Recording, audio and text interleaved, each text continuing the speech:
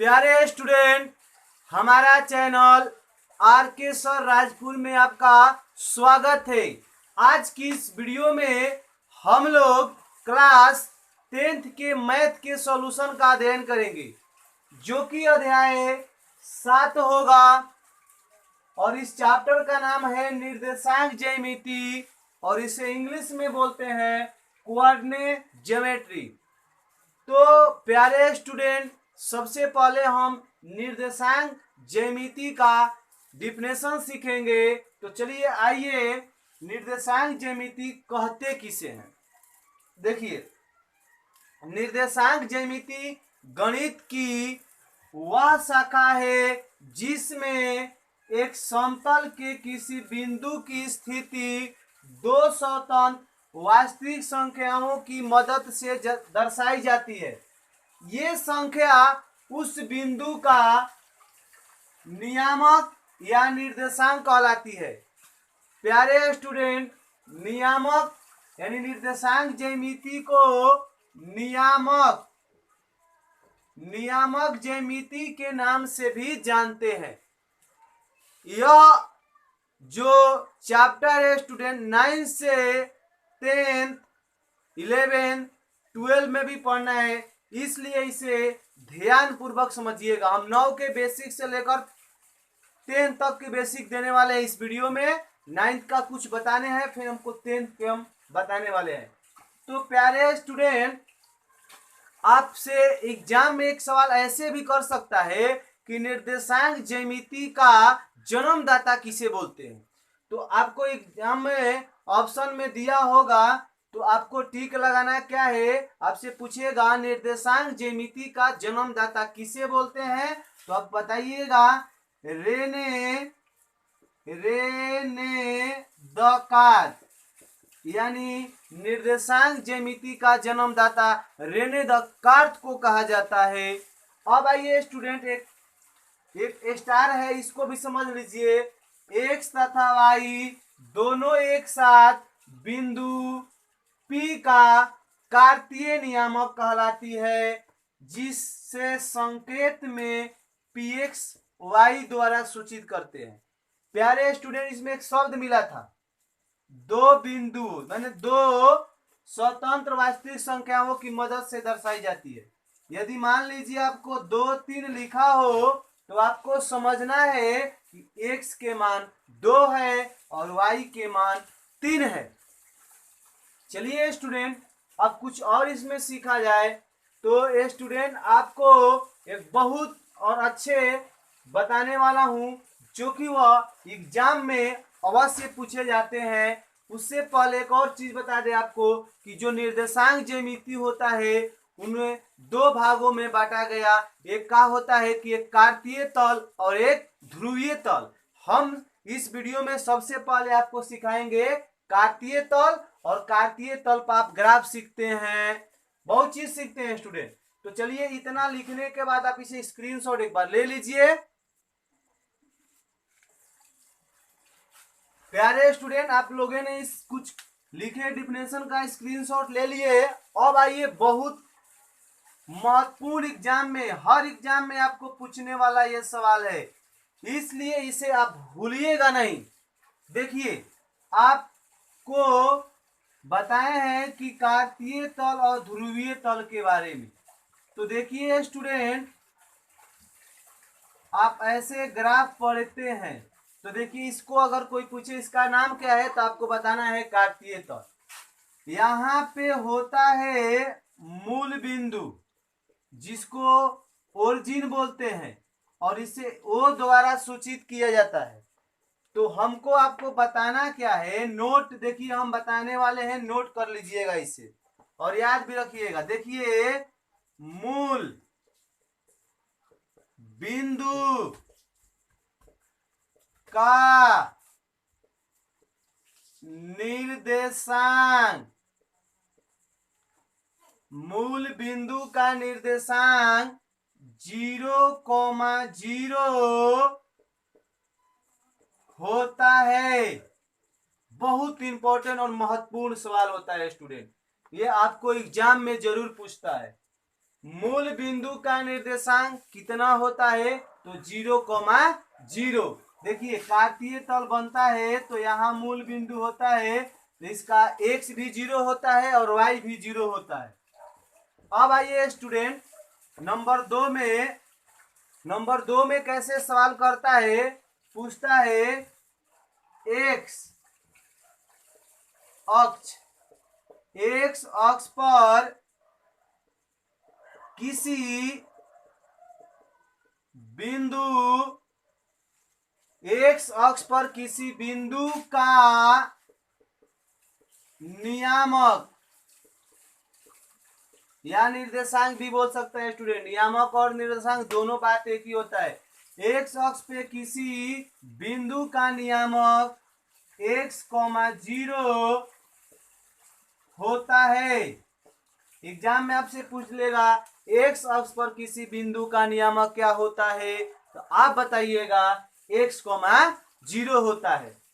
यानी एक्स अक्ष पे x होता है और y 0 होता है।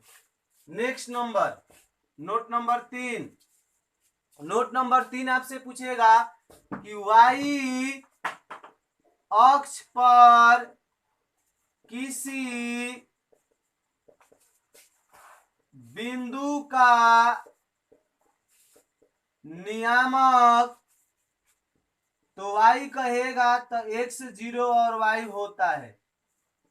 यानी आपसे पूछेगा एग्जाम में y अक्ष पर किसी बिंदु का नियामक क्या होता है, तो आपको बताना है 0, y होता है। ये 3 नोट बहुत ही महत्वपूर्ण है, इसे आप याद कर लीजिएगा, इसे आप नोट कीजिए, स्क्रीनशॉट लीजिए और इसे नोट कीजिए। प्यारे स्टूडेंट, अब हम सीखेंगे निर्देशांक चिन्ह। उससे पहले आपको हम और कुछ बता दे रहे हैं। देखिए यह जो होता है y अक्ष इसे बोलते हैं, और ये जो होता है जो क्षैतिज अक्ष होता है उसे x अक्ष बोलते हैं। तो स्टूडेंट यहाँ पे मूल बिंदु ओरिजिन होता है जिसे O द्वारा सूचित करते हैं। अब स्टूडेंट निर्देशांक का चिन्ह सीखना है हम लोग को। अगर मान लीजिए आपको हम कह दे कि 2, 3 को इस कार्तीय तल में दर्शाइए, तो आप क्या कीजिएगा कि यहाँ देखिए ये जो x वाला होता है वह पॉजिटिव होता है, ये y वाला पॉजिटिव होता है, ये डैश जो होता है ये निगेटिव होता है, मतलब ऋणात्मक माइनस, ये x डैश होता है ये भी माइनस। अब देखिए स्टूडेंट आपको 2, 3 को दर्शाना है, तो आप 2, 3 को दर्शाना होगा तो मान लीजिए आपको x पे 2 लेना है, तो 1, 2। अब y पे 1, 2, 3, 1, 2, 3, तो आप इसको ऐसे दर्शाइएगा और यहाँ बिंदु आप मान लीजिए P दे दीजिएगा तो 2, 3 हो जाएगा। यह बेसिक चीज है, आपको काम करेगा। तो चलिए आप इसे सीख लिए। हमको अब देखिए क्या सीखना है, हमको सीखना का है स्टूडेंट। देखिए हमको सीखना है निर्देशांक के चिन्ह। तो इससे पहले एक अच्छे चीज को सीखिए। देखिए इसको बोलते हैं प्रथम पाद, यानी फर्स्ट कोऑर्डिनेट। यह प्रथम पाद होता है। अब देखिए यह जो घड़ी देखिए कैसे घूमती है स्टूडेंट, घड़ी ऐसे घूमती है और ये घड़ी का एंटी क्लॉकवाइज घूमता है, यानी घड़ी की विपरीत दिशाओं में घूमता है। तो ये प्रथम पाद, तो ये होगा आपका द्वितीय पाद,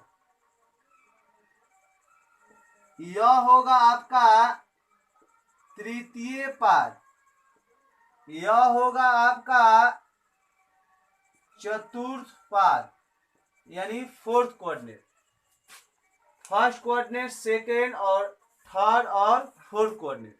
देखिए स्टूडेंट ये कोऑर्डिनेट से आपको 1 नंबर का फिक्स है सवाल आएगा। देखिए स्टूडेंट फर्स्ट कोऑर्डिनेट जो होता है प्लस प्लस, सेकेंड कोऑर्डिनेट होता है माइनस प्लस, और थर्ड जो होता है माइनस माइनस, और फोर्थ जो होता है प्लस माइनस। देखिए स्टूडेंट, इसको आप कभी नहीं भूलिएगा, एक मेरे पास ट्रिक है। आप जानिए कि ग्राफ में आप देखिए यहाँ प्लस लिखते हैं, यहाँ भी प्लस लिखते हैं। जब ग्राफ बनाते हैं तो एक एक्सिस पे प्लस वाले लिखते हैं और इस पे भी प्लस वाले। अब आइए यहाँ पे माइनस वाले लिखते हैं इस लाइन पे, और इस लाइन पे माइनस, तो मान लीजिए यहाँ पे माइनस। अब आपको देखिए कोऑर्डिनेट बताना है। फर्स्ट कोऑर्डिनेट, पहले आप जानते हैं ना, कोऑर्डिनेट लिखते समय पहले एक्स तब वाई लिखते हैं।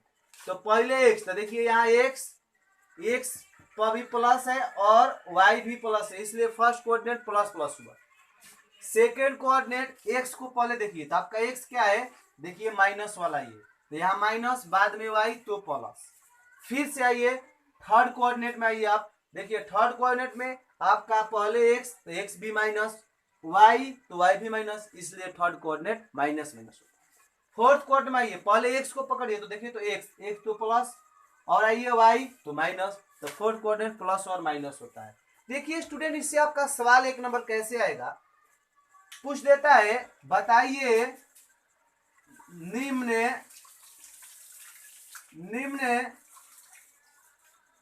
निम्नलिखित का पाद चुने, ऐसे भी बोल दिया। क्वेश्चन मान लीजिए हो गया, निम्नलिखित का पाद चुने। तो देखिए आप स्टूडेंट, आपका सवाल कैसे रहेगा। सवाल नंबर 1 रहेगा -3 और -3। तो आपको पूछेगा यह कौन से कोऑर्डिनेट में है। तो देखिए अब आपको चिन्ह देखना है, इसमें भी माइनस, तीनों मतलब दोनों 3 3 माइनस में ही है, तो माइनस माइनस किसका है, यहाँ लिखेंगे कौची, तृतीय पाद। अब देखिए, अब आपको करना क्या है, आपका सवाल ऐसे रहेगा 2 - 3। तो देखिए 2 - 3 पूछेगा किस कोऑर्डिनेट में है। एग्जाम ऐसे पूछते हैं स्टूडेंट, 2 3 किस कोऑर्डिनेट में है। तो आपको तो चिन्ह पता होना चाहिए ना, तभी तो आप बता पाओगे ना। तो देखोगे पहले प्लस बाद में माइनस, पहले प्लस बाद में माइनस, यानी फोर्थ कोऑर्डिनेट। देखिए तो लिख दीजिएगा चतुर्थ पाद, ठीक है। इसी प्रकार एक और एग्जांपल ले लीजिए, 3 5 किस कोऑर्डिनेट में, दोनों प्लस, फर्स्ट कोऑर्डिनेट लिख दीजिएगा प्रथम पाद। इसी प्रकार एक और एग्जांपल ले लीजिए, -4 7 पूछेगा आपसे यह कौन से कोऑर्डिनेट है। तो देखिए पहले माइनस, तो द्वितीय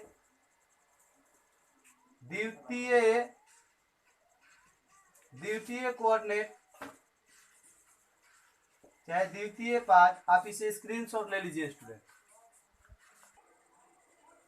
प्यारे स्टूडेंट, अब हम इसी वीडियो में हम लोग दूरी सूत्र पढ़ेंगे, यानी डिस्टेंस फार्मूला।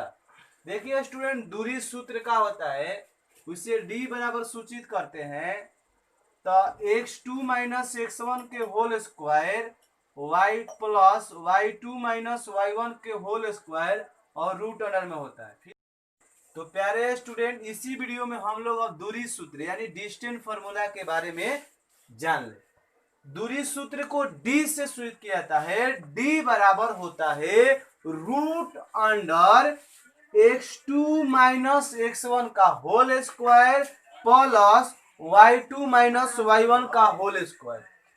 तो स्टूडेंट, आपको एग्जाम में इतना याद रहेगा तो आपका 2 नंबर 1 नंबर का सवाल बन जाएगा। लेकिन इसे कैसे प्राप्त किया जाता है, इसी वीडियो में आप सीख लीजिए।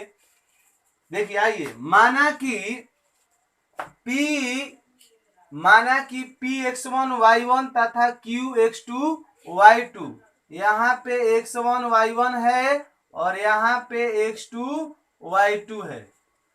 अब देखिए ये 2 बिंदुओं है, हमने 2 बिंदुएं लिए, एगो P और एगो Q, उसको x1 y1 और Q को मान लिए x2 y2। P और Q से, देखिए P से इस Q से हमने क्या किए, PL पर क्या कर दिए, हमने PL और QM x अक्ष पर लंब डाल दिए। चलिए ये P से ऐसे लंब डाल दिए और Q से ऐसे लंब डाल दिए, ठीक है। अब आइए Q को मिला दिए, फिर हम किसको मिला दिए, PQ को मिला दिए, इस PQ को मिला दिए, दो बिंदु लिए लंब डाल दिए और दोनों को मिला दिए, तो क्या हो गया PR। अब देखिए यह PR जो है यह लंब बन गया, लंब मतलब 90 डिग्री यहाँ है, लंब बन गया, तो लंब किस पे हो गया, तो QM पर लंब हो गया। ध्यान पूर्वक समझिएगा स्टूडेंट, यहाँ देखिए एक अच्छी बात है समझने वाला।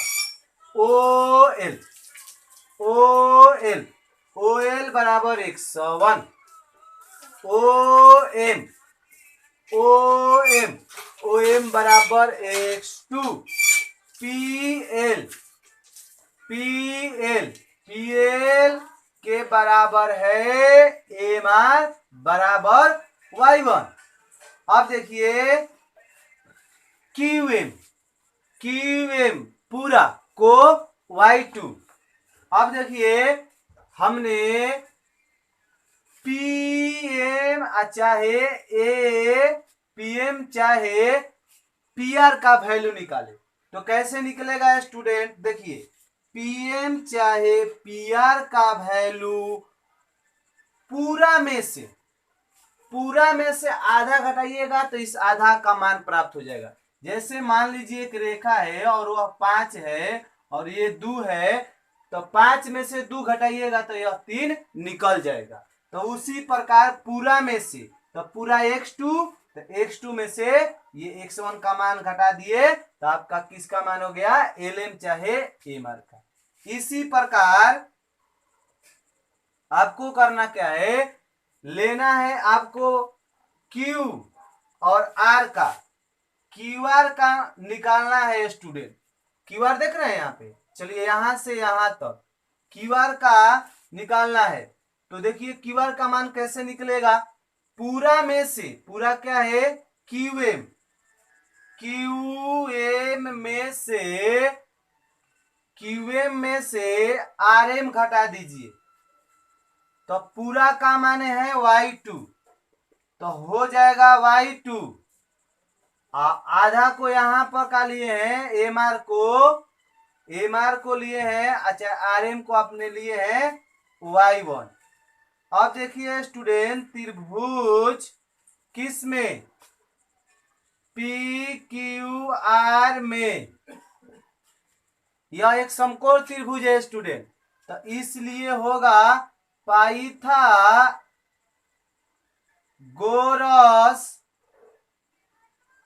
प्रमेय से, पाइथागोरस प्रमेय से क्या होगा स्टूडेंट, पाइथागोरस प्रमेय से आपका होता है कर्ण स्क्वायर, तो कर्ण आपका है PQ, कर्ण स्क्वायर बराबर लंब स्क्वायर। देखिए 90 डिग्री यहां बन रहा है, तो जो 90 डिग्री बनता है तो वही लंब होता है, कर्ण स्क्वायर बराबर लंब, लंब आपका हो गया PR, कर्ण स्क्वायर बराबर लंब स्क्वायर प्लस आधार स्क्वायर, आधार आपका हो गया QR।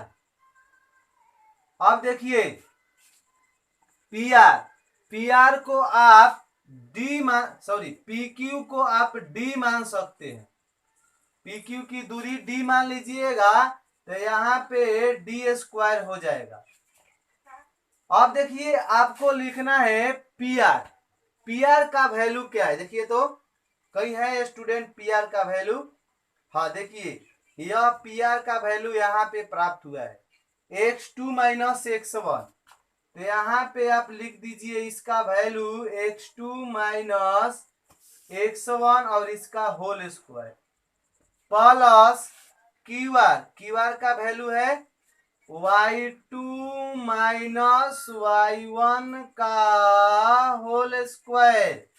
अब देखिए D स्क्वायर हटेगा तो रूट में होगा x2 माइनस x1 के whole square plus y2 minus y1 के होल स्क्वायर, यही आपका सूत्र हुआ, ये प्रूफ हो गया है स्टूडेंट। दूरी सूत्र क्या होता है, x2 माइनस x1 का whole square plus y2 minus y1 का होल स्क्वायर रूट अंडर में। प्यारे स्टूडेंट, इस दूरी सूत्र पे हम लोग एक एग्जाम्पल सीख ले। देखिए क्या कहेगा, बिंदुओं 2, 3 और 4, 1 की बीच की दूरी निकाले। तो आप सॉल्व लिख दीजिएगा। माना कि बिंदुओं ए 2, 3 और बी 4, 1 है। तो देखिए स्टूडेंट, इसको लिखिएगा x1, तो x1 बराबर 2, y1 तो y1 बराबर 3, या x1 y1, फिर लिखिएगा x2 तो x2 4, y2 तो y2 1। अब लिख देना है, आपका निकालना है दूरी, तो लिख देंगे दूरी सूत्र से ए बी का दूरी निकालना है, तो लिख देंगे ए बी सूत्र होता है x2 माइनस x1 का whole square plus y2 minus y1 का होल स्क्वायर। चलिए देखिए, y2 पहले x2 निकालिए। x2 कितना है, x2 देखिए 4 है, x1 कितना है 2, और इसका होल स्क्वायर प्लस y2 कितना है 1, फिर काउची